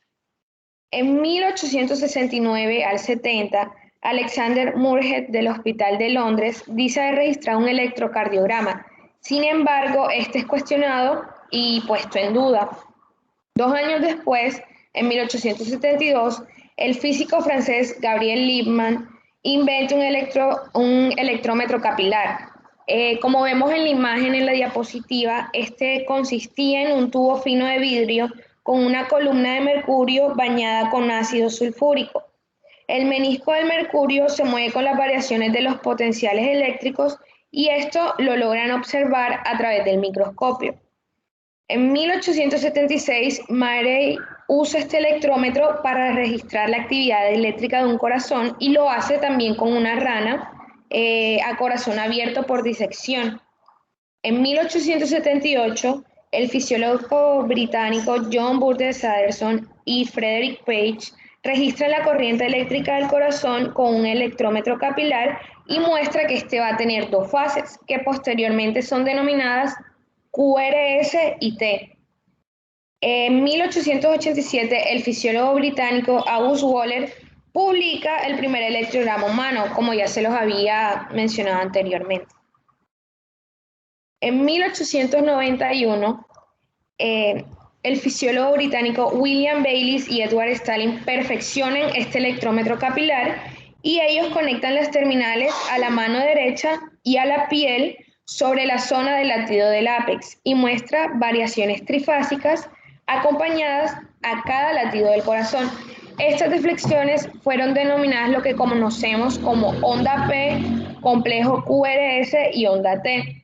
Ellos también demuestran un retraso aproximadamente de 0,13 segundos entre la estimulación atrial y la despolarización ventricular, que es lo que vamos a conocer posteriormente como el intervalo PR. En 1893, Willem Einthoven introduce el término electrocardiograma en un encuentro de la Asociación Médico Holandesa. 2 años después, en el 95, él, usando un electrómetro improvisado y una fórmula de corrección desarrollada, distingue 5 deflexiones a las cuales él denomina con las letras P, Q, R, S y T. En 1905, Einthoven comienza a transmitir electrocardiogramas desde su laboratorio al hospital situado a 1,5 kilómetros de distancia vía cable telefónico. El 22 de marzo de este año es registrado el primer electrocardiograma a distancia realizado a un hombre vigoroso y saludable, donde sus ondas R fueron altas y ya que este acudió en bicicleta desde el laboratorio al hospital para el registro. En 1912, Einthoven describe a la Sociedad de Clínicos en Londres y describe un triángulo equilátero, el cual les estaremos mencionando a lo largo de la exposición, formado por las derivaciones estándar 1, 2 y 3, que posteriormente se conocerán como triángulo de Einthoven. Esta es la primera referencia en un artículo que habla del término electrocardiograma. Siguiente diapositiva, por favor. En 1924, William Einthoven gana el primer premio Nobel por la invención del electrocardiógrafo. 4 años después, la compañía de Frank Sanborn transforma el electrocardiógrafo de mesa en el primer electrocardiógrafo portátil, con un peso de 50 libras y una potencia de batería autónoma de 6 voltios. En 1938, la Sociedad Americana de Cardiología y la Sociedad Cardiológica de Gran Bretaña definen las posiciones estándar y la colocación sobre el pecho de las derivaciones precordiales B1 a la B6. Por último, tenemos que en 1942, Emmanuel Koberger aumenta el umbral de las derivaciones ABR, ABL y ABF, que junto a las 3 derivaciones de Einthoven, la 1, la 2 y la 3, y a las 6 derivaciones precordiales, completan el electrocardiograma convencional de 12 derivaciones que actualmente utilizamos y conocemos. Siguiente diapositiva, por favor. Para estudiar el electrocardiograma es necesario tener en cuenta la actividad eléctrica del corazón. Para este tema vamos a estar haciendo unas preguntas para ir recordando junto con ustedes. Como este tema ya lo habíamos visto anteriormente, la idea es hacer como un recorderis. Primero estaremos viendo la introducción, conociendo que la actividad eléctrica del corazón, también llamado sistema de conducción eléctrica, no es nada más que la capacidad que tiene el corazón de automatizarse, la capacidad que tiene de autoexcitarse con estructuras desde donde se produce y se transmite el estímulo eléctrico que permite la contracción del corazón. Bueno, ahora bien, necesito que alguien me ayude respondiendo cuáles son las estructuras que nos va a permitir las contracciones del corazón. Permítame un segundito, María Victoria. Sí, señor. Un segundito, espérate, antes de eso. Me gustaría, miren lo interesante de toda esa historia que nos acaban de terminar de contar. Simple y llanamente la idea aquí es que, primero, que vean ustedes que las cosas pues, hay que irlas estudiando, como ustedes muy bien lo saben, se van estudiando poco a poco hasta llegar a lo que finalmente hoy conocemos en todos los ámbitos, ¿verdad? Todos los ámbitos. Todo comenzó de una manera que pudo haber sido muy sencilla y que se fue digamos, complicando o completando en la medida en que fueron siguiendo las investigaciones. Hace ya varios años que desde hace mucho tiempo, desde preparaciones de 1800 y tantos, se estudiaba, como ustedes muy bien escucharon ahí, la rana, ¿sí? Se estudió mucho la rana, se estudió mucho el sapo, se estudió mucho, o sea, todos estos experimentos se hacían como en ese tipo de animales por unas características particulares que ojalá pudiéramos tener chance de poder explicar un poco más. Pero la tortuga, por ejemplo, etc. Entonces yo quisiera mostrarles un video muy chiquitico de algo de cómo lo hacíamos hace unos años en el laboratorio y de que precisamente fue este tipo de preparación biológica la que permitía poder hacer o ir llegando, digamos, a todos estos conocimientos que podemos estar teniendo sobre lo que es la fisiología. Es una preparación que permite precisamente poder estudiar esas actividades, esas propiedades intrínsecas que ustedes comentaron, el vasmotropismo, el inotropismo, la excitabilidad, el cronotropismo, todas esas propiedades las podemos demostrar en esta preparación. Les voy a compartir. Yo no sé, yo creo que no alcanza a salir con el audio, porque tendría que, déjame ver si me deja primero hacer eso. ¿Ya tienen en pantalla algo? Sí, profesor. Sí. A ver, permita, voy a decir. Profe, pero acuérdese que tiene que darle compartir audio si quiere que se comparta. Sí, esto es lo que estoy tratando de ver si me deja antes. Donde dice, ya, ok, acá. Listo, y la preparación va a ser esta. Si mal no recuerdo ahí.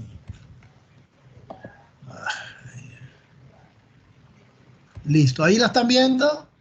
Están viendo, digamos, ¿qué están viendo más bien? Sapo. Sí, parece un sapo, sí.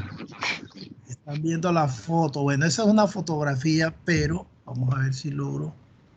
No sé si ahora cuando haga esto, ¿se les cambia o sigue siendo el mismo? ¿Está en presentación grande o está como? No, está en chiquito. No, está chiquito. Bueno, si hago esto, esto no está. A ver, ¿les está saliendo el movimiento? Sí, profe.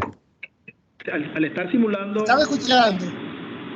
Los líquidos corporales, ¿mediante qué? Mediante la solución de Ringer, que contiene cloruro de sodio, cloruro de potasio.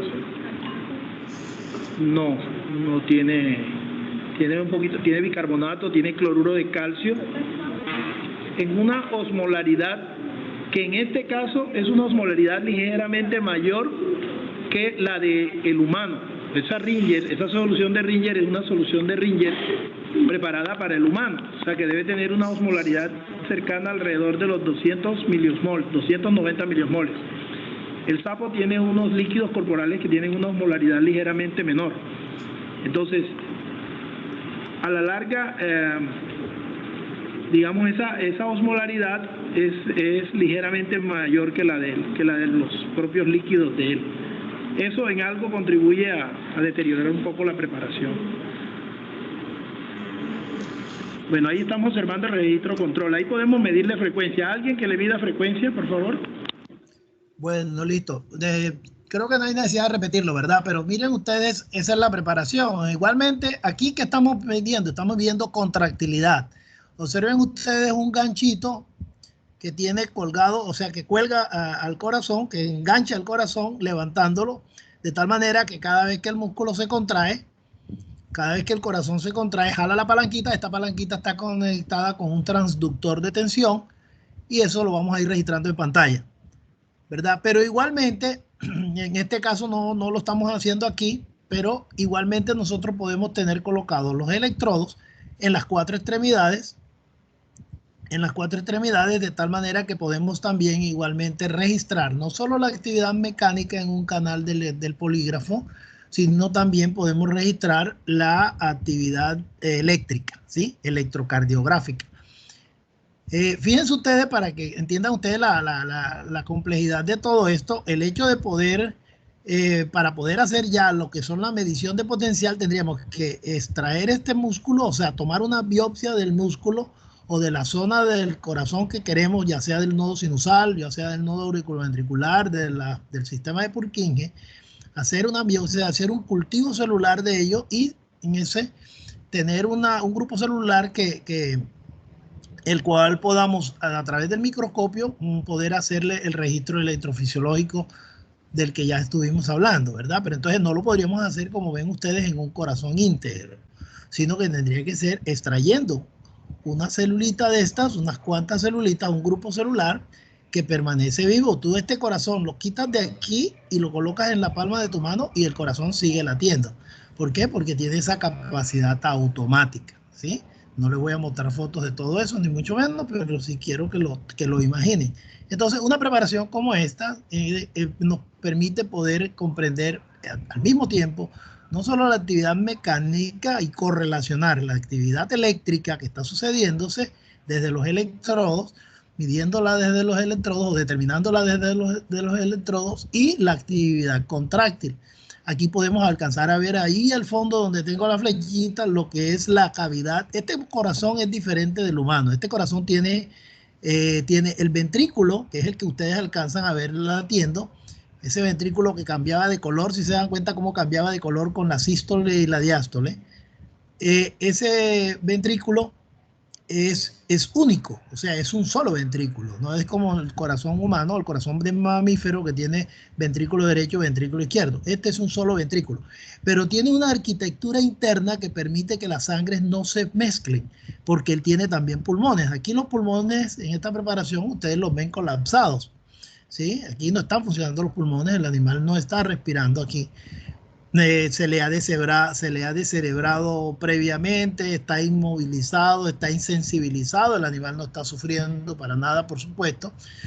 Todo eso pues hay que hacerlo, por supuesto, antes. Pero aquí ya teniendo podemos ver el músculo cómo se contrae.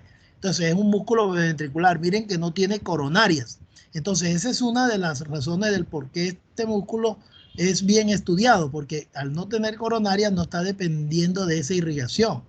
El músculo se airea directamente por un lado y además por los pulmones que también tienen. O sea, tiene salida hacia la pulmonar, hacia la arteria pulmonar, y salida hacia la arteria aórtica, ¿sí? Entonces, va a los pulmones, el animal respira, se oxigena y va al resto del corazón, regresa al corazón a la aurícula izquierda, porque sí tiene dos aurículas. Pero antes de las dos aurículas tiene un seno venoso, que es por donde el corazón, es por donde le llega la sangre al corazón. O sea, tiene una cavidad adicional que no tenemos nosotros, que es el seno venoso, que es este que estoy mostrando aquí abajo, el que se ve como más oscurito al fondo. Y ustedes alcanzan a ver una línea como amarillita ahí. Esa línea amarillita, eso es grasa y es lo que está, digamos, está pues desde afuera. Sí, así macroscópicamente está diferenciándonos las aurículas del ventrículo, ¿sí? Entonces, esa sangre auricular que llega por la izquierda entra al ventrículo, sin embargo, no se mezcla con la sangre que está entrando desde el seno venoso hacia la aurícula derecha sin oxígeno no, con menos oxígeno. De tal manera que es una preparación, digamos, que permite poder inclusive estudiar el sistema de conducción, porque uno puede ir bloqueando con un hilo, por ejemplo, que se llama ligaduras de estanios. Uno coloca un hilo alrededor de la cavidad que quiere y puede ir bloqueando el paso no solo de la sangre, sino el paso eléctrico desde una cavidad a la otra.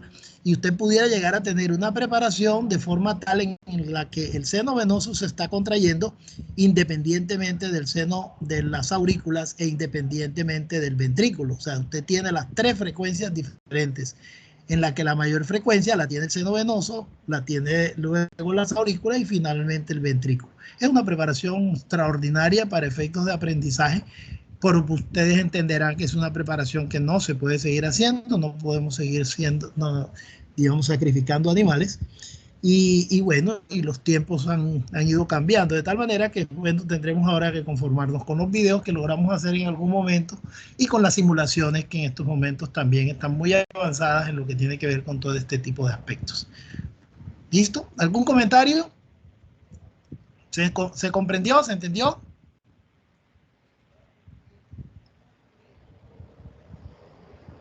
¿Aló? Sí, profe. Sí, profesor, se comprendió.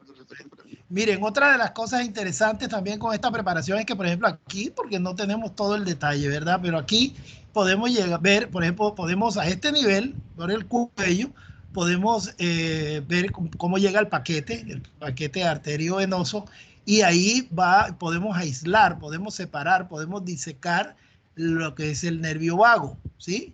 Y entonces podemos estimularlo, el vago derecho, el vago izquierdo, lo podemos estimular indistintamente, colocando unos electrodos en esos dos vagos, entonces podemos estimular el vago izquierdo, podemos estimular el vago derecho, podemos hacer compresión y podemos hacer diferentes maniobras que, como les digo, permiten tener una muy clara y mejor comprensión de cómo está funcionando todos estos sistemas. De esa manera se ha podido llegar, por supuesto, a todos los conocimientos que ustedes alcanzan a leer en los libros y que están basados fundamentalmente en esta preparación. Como les digo, se puede hacer en tortuga, se puede hacer en sapo, se hace en ranas, por supuesto. Inclusive, digamos, en perro no, porque esta preparación, hay otra preparación que es aislar en los pulmones y aislar el corazón de un perro, y entonces eso se conoce como una preparación cardiopulmonar, y también supremamente interesante que se pudiera llegar a montar experimentalmente, y con la cual, por supuesto, se hicieron todos los estudios iniciales de gasto cardíaco, de cómo llegar a ser un corazón insuficiente, de cómo lograr estimularlo, qué sustancias pueden estimularlo más, etcétera, etcétera, etcétera. No me quiero ampliar en esto porque esto daría para mucho, pero les quería mostrar de verdad de cómo hasta hace unos cuantos años estábamos haciendo estos experimentos en la universidad. Muy bien, yo creo que con eso, para no gastarles más tiempo, podemos dejarlo ahí si no hay alguna pregunta. Ya más adelante les mostraré alguna otra cosita al respecto. ¿Les quedó claro eso, verdad? ¿Se entendió, digamos, todo lo que ello nos puede permitir poder llegar a entender más? Espero, pues, que para eso se los estoy mostrando, que nos permita tener una mejor comprensión de todo lo que estamos alcanzando a ver. Adelante, jóvenes. Listo, profe. Bueno, continúo con la pregunta. ¿Alguien que me pueda ayudar, por fin? ¿Cuáles son las estructuras que nos van a permitir las contracciones del corazón? Cualquier voluntario. Sería el sistema de conducción como tal, o sea, los nódulos, principalmente el sinusal, el haz de His, las fibras de Purkinje.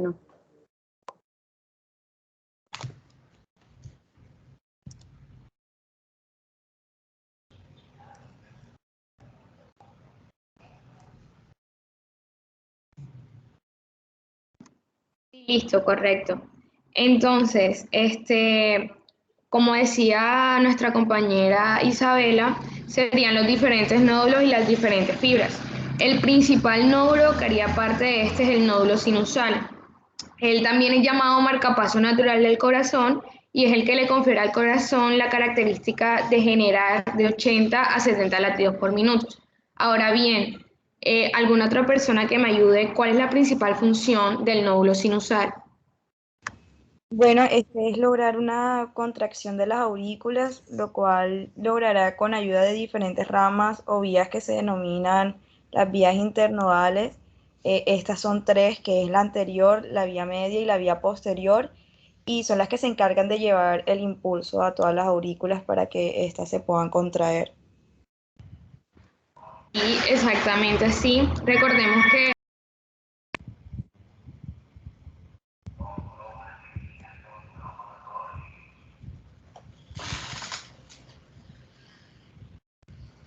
Ok, continuamos. Recordemos que la vía anterior también se va a llamar vía de Batman, la media de Weckenbach y la posterior también la denominamos vía de Tarol. Bueno, una vez contraídas las aurículas, ¿qué es lo que pasa? Que el impulso eléctrico continúa viajando hasta el siguiente nódulo, que va a recibir el nombre de nódulo auriculoventricular, el cual tiene una función muy importante y es lograr un retraso. ¿Cómo así un retraso? A que gracias a este nódulo, tanto la contracción auricular como la ventricular no se realiza al mismo tiempo, de tal forma que primero se van a contraer las aurículas y posteriormente se van a contraer los ventrículos.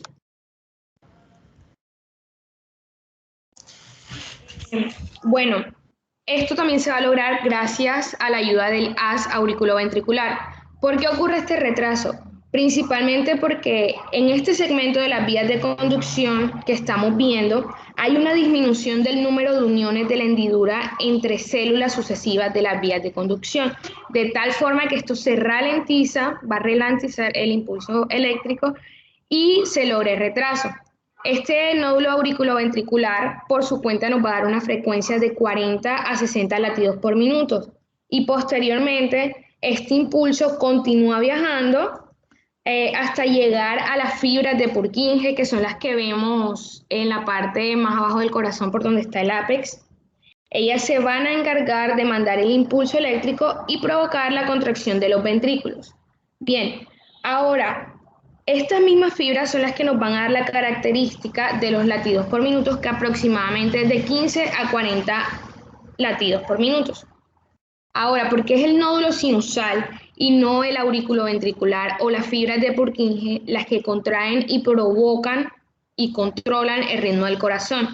La respuesta es muy sencilla y es que la frecuencia que descarga el nódulo sinusal es mucho mayor que la descarga autoexcitadora natural que tiene el nódulo auriculoventricular y las fibras de Purkinje, de tal forma que cuando les llega la descarga del impulso eléctrico a este nódulo o a las fibras de Purkinje, van a provocar una descarga, en este caso de sus membranas, y estas tienden a volver a autoexcitarse.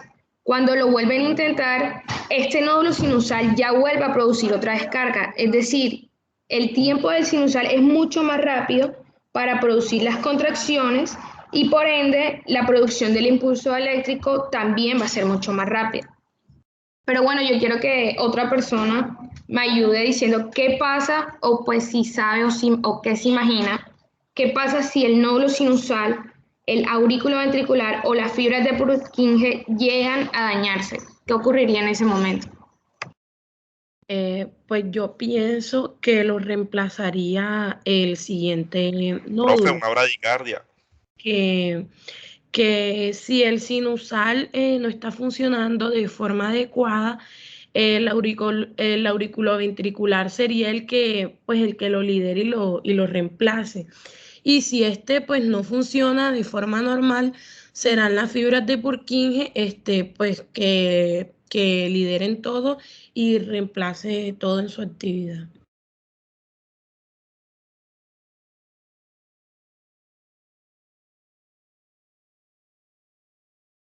Sí, correctamente sería así, lo reemplazaría el siguiente nódulo. Pero ¿cómo nos damos cuenta de esto? Nos vamos a dar cuenta gracias a la frecuencia cardíaca que tenga el paciente. Si este está entre unos 70, 80 o unos 70, 100, significa que el nódulo sinusal tiene el mando. Si lo encontramos entre una frecuencia de 40, 60, significa que el nódulo auriculoventricular podría ser el que está provocando las contracciones. Y esto mismo va a pasar en las células de Purkinje. Esto es obviamente un poco más patológico, pero sí tengamos muy en cuenta que hay que recordar que el sistema de conducción es la capacidad de autoexcitación que tiene el corazón y esto lo voy a lograr gracias a estos nódulos. Siguiente diapositiva, por favor. En esta diapositiva... A ver.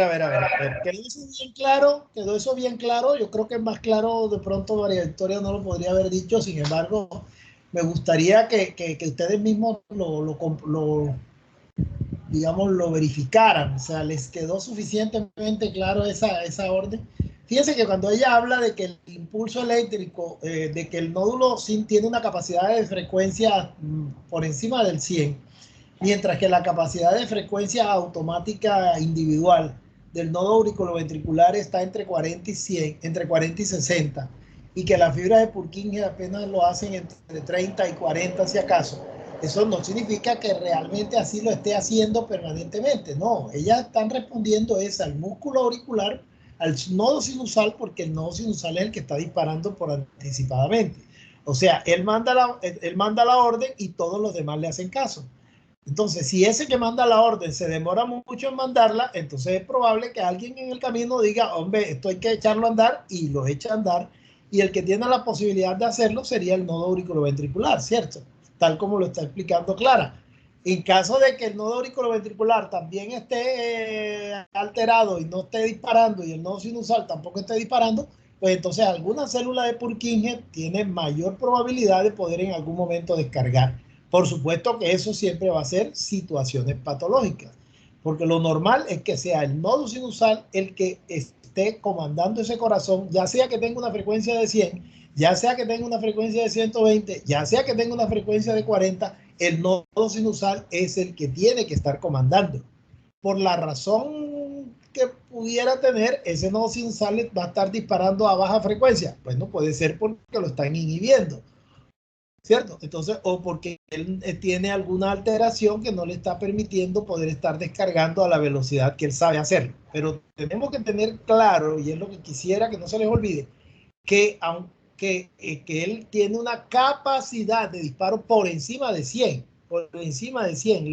si usted toma la célula sinusal, y las aísla solitas y observa su frecuencia de disparo, no frecuencia de contracción, ojo con eso, María Victoria. O sea, lo que está descargándose no es la contracción, lo que está es disparándose el potencial y eso va a tener como consecuencia una contracción. No se vaya a malinterpretar, ¿ok? Entonces, esa capacidad de disparo que tiene la célula va a estar por encima de 100, alrededor de los 110 por ahí. De tal manera que por eso, fíjense normalmente la importancia que tiene la inervación. Nosotros normalmente dijimos, como ya ustedes lo escucharon, que la frecuencia está en el orden de hasta de entre 60 y 90, de entre 60 y 100 en estado de reposo. ¿Por qué no está disparando a 110 si normalmente esa es la capacidad de disparo del nodo sinusal? ¿Por qué? Porque normalmente el sistema parasimpático está frenándolo ligeramente, ¿verdad? De forma tal que él entonces no dispara a su capacidad máxima, sino que está disparando capacidad máxima en estado de reposo, ¿eh? Porque si es estimulado, pues él va a poder estimularse 150, 180, 100 más, ¿cierto? Entonces, pero normalmente no lo hace. En estado de reposo, él tiene una capacidad de disparo de alrededor de 110 en promedio. Entonces, si ese ventrículo, si ese nodo sinusal está siendo ligeramente frenado por el tono parasimpático, entonces, pues su frecuencia va a estar en el orden de como la conocemos, entre 60 y 100 o entre 60 y 90 cuando estamos en condiciones de reposo. ¿Sí ven? Entonces, fíjense que ya ahí, desde el mismo momento, desde el mismo inicio del impulso, ya estamos viendo la influencia del sistema autónomo. ¿Sí? Sí. Si lo están viendo. Otra cosa también que deben tener en cuenta es que las velocidades de conducción en cada una de las diferentes estructuras es diferente. Ustedes encuentran en sus libros, yo creo que más adelante o en algún momento les van a mostrar un cuadrito en el cual están las velocidades de conducción. Entonces el nodo sinusal es el que dispara a menor velocidad. Digamos, fíjense, dispara a mayor frecuencia, pero es el que conduce a menor velocidad. Son dos cosas diferentes, ¿sí? Velocidad en metros por segundo sería del orden de 0.05 metros por segundo. Esa es la velocidad de conducción de la célula del nodo sinusal. Mientras que la capacidad de disparo alcanza a ser de 110. ¿Se dan cuenta? ¿Por qué? Porque miren ustedes cuánto tenía de periodo el ciclo de despolarización-repolarización, o sea, el potencial de acción del nodo sinusal. Era corto, si bien se da cuenta que era uno de los más cortos, del orden de 150 a 250 milisegundos. Entonces son diferentes cifras que no deben confundirse, que no deben estar, digamos, perdidas ahí en lo que es entender cada concepto. Entonces la velocidad del nodo sinusal es de apenas 50 centímetros por segundo, o sea, 0.050 metros por segundo. Mientras que la del músculo auricular ya debe estar entre el 0.8 y el 1 metro por segundo. El nodo auriculoventricular está otra vez en 0.05. Entonces, por eso es que, como lo decía María Victoria, como lo decía ¿quién era? Adriana, creo que era. O sea, el impulso nace en el nodo sinusal, va por los haces internodales de manera relativamente rápida, hasta casi 1 metro por segundo, por los haces internodales, llega al nodo auriculoventricular, pero en el nodo auriculoventricular la velocidad es nuevamente lenta, 0.05 metros por segundo. Entonces, esa velocidad lenta le permite entonces que mientras el impulso se va conduciendo, el músculo auricular se va depolarizando. O sea, el impulso que nació en el nodo sinusal igualmente va viajando a todo el músculo auricular, depolarizándolo. Pero su capacidad de velocidad, o sea, su velocidad es de hasta 1 metro por segundo. Entonces eso da tiempo a que mientras el impulso que ya está en el nodo auriculoventricular, que llegó primero, está como esperando, está dándole tiempo, como quien dice, a que todo el músculo auricular se contraiga. Ahí sí, se despolarice completo y se contraiga, por supuesto, ¿sí? De tal manera que cuando el impulso empieza a viajar por el ventrículo, ya cuando se mete al haz de His, que lleva una velocidad de hasta más o menos 2 metros por segundo, y llega a la fibra de Purkinje, que son del orden de 4 metros por segundo, y nuevamente llega al músculo ventricular, en donde la velocidad es de otra vez 1 metro por segundo. Entonces, cuando ya se comienza a depolarizar y a contraer ese músculo, ya el músculo auricular terminó de contraerse. Entonces, por eso el músculo auricular se contrae primero y el músculo ventricular se contrae después. Y todo eso gracias a la diferencial de velocidades de conducción del impulso a lo largo del sistema eléctrico especializado. Eso debe quedar claro. Creo que María Victoria lo dijo muy bien, y es cuestión de que lo piensen, lo razonen, lo mediten, lo asimilen correctamente y, bueno, por supuesto, lo apliquen. ¿Alguna pregunta? ¿Quedó claro eso? Jóvenes, los veo muy pasivos. Por favor. A ver. Nada, silencio total. ¿Qué dice Ángel? No, que quedó entendido, profe. Quedó entendido. Bueno, pues ojalá eso fuera un coro. Ojalá todos lo pudieran decir y lo digan honestamente. Bueno, pues intentamos entonces, a ver, nos quedan muy pocos minuticos, nos quedan 3 minuticos para darle introducción a esta parte, por favor. Oíste, hacemos la introducción y después de eso podemos dejar ahí, no avanzamos más y continuamos en la siguiente sesión, yo les comento. ¿Ok? Pero hagamos entonces la introducción de esta partecita para ya para entrar en materia con lo que es ya propiamente las ondas electrocardiográficas propiamente dichas. Adelante. Ok, en esta diapositiva vamos a estar viendo las ondas de despolarización frente a las ondas de repolarización. En esta figura en general nos va a mostrar una fibra muscular cardíaca en sus 4 fases de despolarización y en la repolarización, de modo que de color rojo vamos a la despolarización.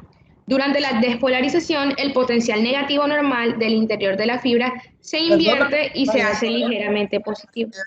María Victoria, espérate un momentico, permíteme. ¿Ese registro es un registro intracelular o extracelular? ¿Qué dicen ustedes? A ver, la audiencia, ¿quién contesta? A ver, Elías David. Elías David. No sí, está profe. Elías. Ah, bueno, Elías David Navarro. Ese registro que tú estás observando, que te quieren explicar ahí, ¿tú cómo lo entiendes? ¿Es un registro intracelular o un registro extracelular?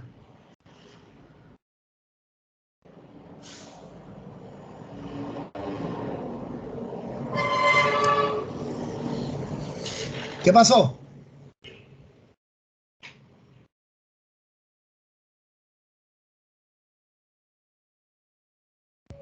¿Qué pasó, David?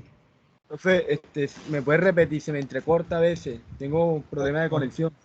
Hombre, que ese registro que estás observando, ¿cómo lo interpretas? ¿Intracelular o extracelular? El registro que se está observando ya en la gráfica como tal, ¿es intracelular o extracelular? Pues yo lo conservo, profe, sería intracelular. A ver, Elías David, concéntrate, por favor. Concéntrate, mijo. A ver, ¿qué dice No. Fabián Orlando? Fabián Orlando. ¿Qué dice? Creo que sería extracelular. Si no es Juan, es Juana, ¿verdad? Listo, Fabián Orlando. Mira, sí, extracelular. ¿No están viendo los electrodos por fuera de la célula? Les está mostrando un tubito que corresponde a lo que es la célula cardíaca. y miren ustedes el equipo, digamos así, el electrómetro, el galvanómetro, que es lo que estamos viendo ahí. ¿Qué es lo que está viendo? Tiene un electrodo marcado positivo y un electrodo negativo, y miren ustedes las posiciones en las que están. ¿Sí ven? Eso es un registro extracelular. Entonces, eso es el fundamento de lo que es la parte eléctrica que vamos a mirar en el electrocardiograma, porque los electrodos van a estar colocados en la piel, lejos del corazón además. Sin embargo, hasta la piel les va a llegar esa información, y por eso los electrodos van a poder detectar esa información. ¿Ok? Listo. Entonces, bien, empezando por ahí, entendiendo eso. Ok, adelante, María. Adelante, María, un minutico ahí para terminar esa parte. Listo, profe. Entonces, durante la despolarización, el potencial negativo normal del interior de la fibra se invierte y se hace ligeramente positivo en el interior y negativo en el exterior. Ahí nos podemos dar cuenta, ya en la otra clase les explicaremos cada uno de los pasos, cada una de las figuras que vemos, tanto la A, la B, la C y la D, y por qué esta sube y por qué esta baja, cuándo es positivo y cuándo es negativo. Yo creo que para no dejarlo incompleto, profe, sería mejor continuar la siguiente clase. A ver, yo preferiría que terminaras aquí y que la retomaras en la siguiente clase.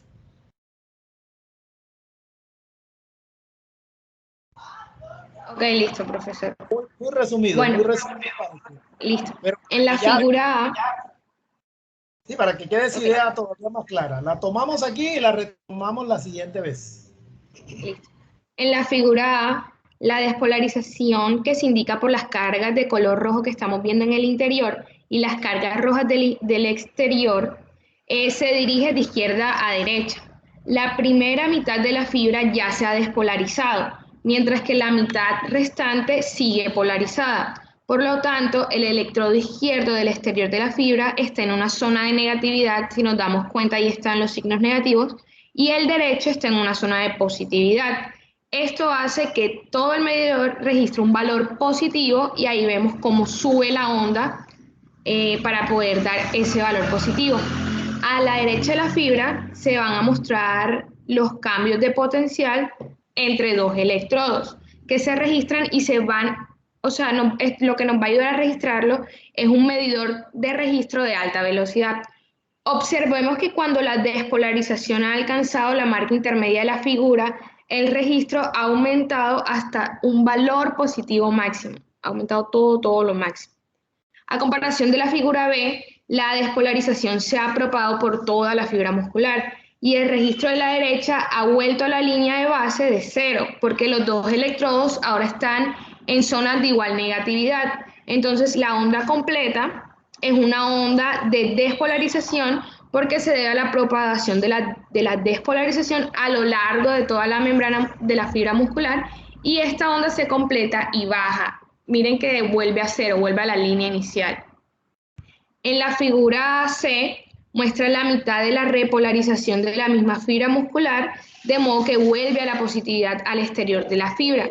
En este punto el electrodo izquierdo está en una zona de positividad y el electrodo derecho está en una zona de negatividad. Esto, como nos damos cuenta, es todo lo opuesto de la polaridad de la figura A. Por lo tanto, el registro que se muestra a la derecha se hace negativo y vemos cómo aparece en las gráficas una línea hacia abajo, porque ya este registro va a ser negativo. En la figura D nos damos cuenta que la fibra muscular se ha repolarizado completamente y los dos electrodos están ahora en zonas de positividad, de modo de que no se registra ninguna diferencia de potencial entre ellos. Nos damos cuenta que ya se completó la onda, vuelve a la línea base. Esta onda completa una onda negativa y es una onda de repolarización porque se debe a la propagación de repolarización a lo largo de toda la fibra muscular. Ahí nos damos cuenta que este toma un tiempo de más o menos 0,3 segundos.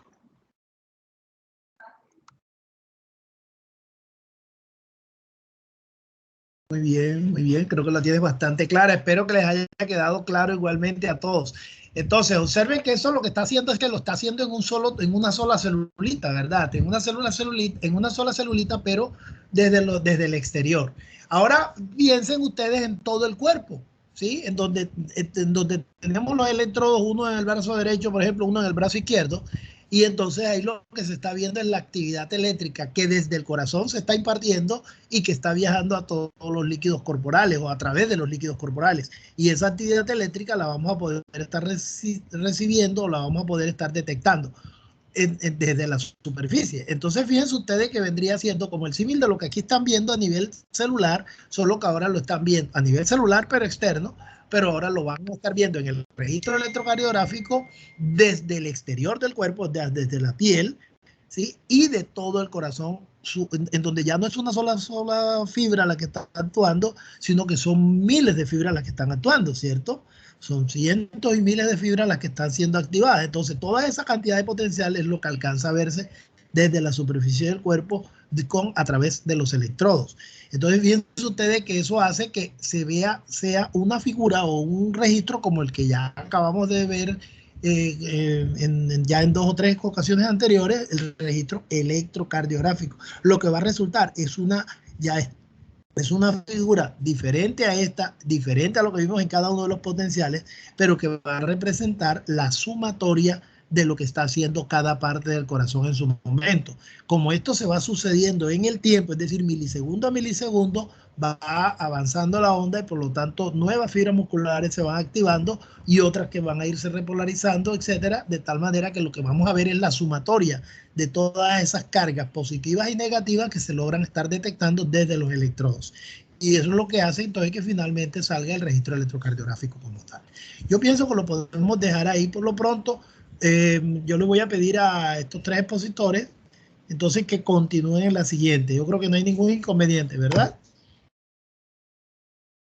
No, profe, no se preocupe. Profe, ¿sería el lunes o el miércoles? Eso es lo que voy a ponerme de acuerdo con los doctores, porque a mí me da la impresión de que deberíamos de pronto avanzar un poquito más y de pronto, bueno, el lunes vamos a tener, el lunes podría ser, porque el lunes, como la otra semana no hay laboratorio, entonces lo que estamos es preparándonos para el examen. Entonces yo les confirmo, ¿ok? Yo les confirmo si sería el mismo lunes que siguiéramos con esta parte y continuáramos el martes, ¿ok? Sí, yo les confirmo eso. Si hago un cambio ahí para poder avanzar un poquito más en este lado eléctrico que estamos quedados con respecto de los aspectos mecánicos que ya han sido avanzando. Ok, mañana continúan con el doctor Iglesias. Acuérdense, trabajando los conceptos ya vieron ayer ciclo cardíaco, entonces mañana ya deberían ver circulación arterial y presión arterial. Sí, eso es lo que está programado para mañana. Yo no sé si haya grupo expositor. ¿Me pueden decir algo? Porque yo no he hablado con el doctor Iglesias en estos días. ¿Hay algún grupo expositor o representantes para mañana con el doctor Iglesias? Yo creo que no. Bueno, si tú no sabes, es probable que no sea así. Bueno, en todo caso, mañana pues ya saben cuál es la programación.